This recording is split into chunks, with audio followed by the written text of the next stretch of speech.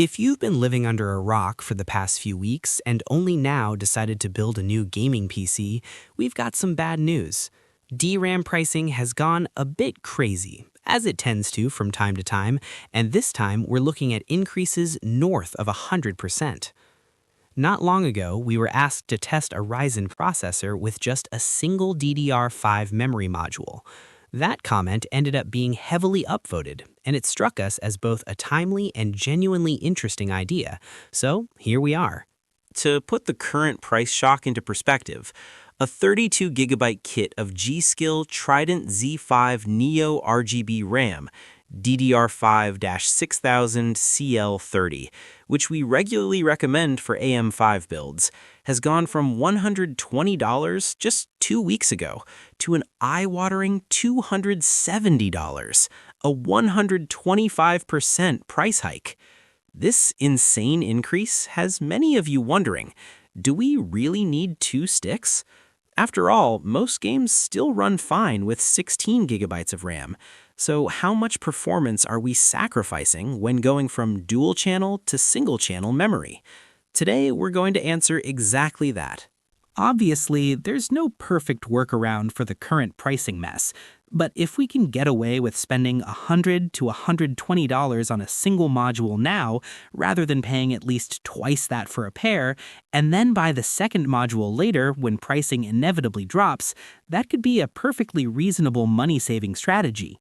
Right now, for instance, you can pick up a single 16GB stick of Patriot Viper Elite 5 DDR5 6000 CL30 for $100.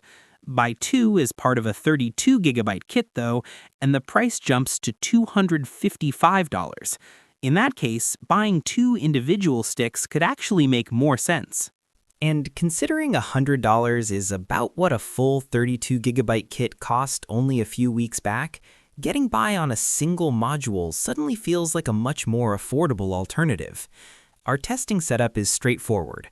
We're using a Ryzen 7 9700X, which should represent most of the AM5 lineup, excluding X3D chips, which tend to be less sensitive to memory latency and bandwidth, though capacity can still matter.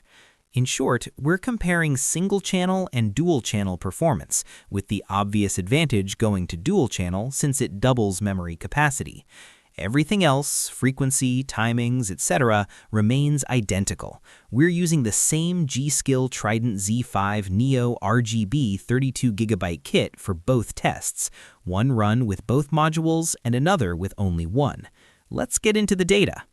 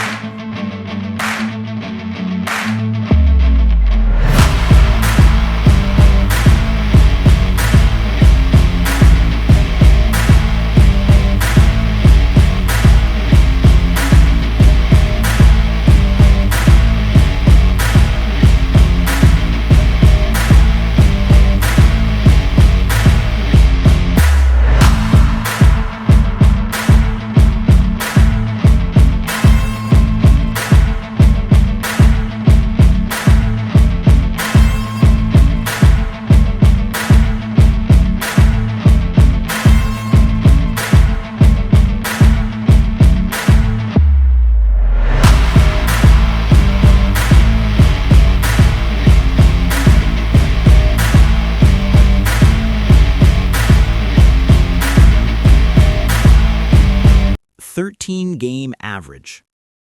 Here's the 13-game average data, calculated using the geo-mean. At 1080p, the single-stick configuration was 12% slower when comparing average frame rates and 16% slower for the 1% lows.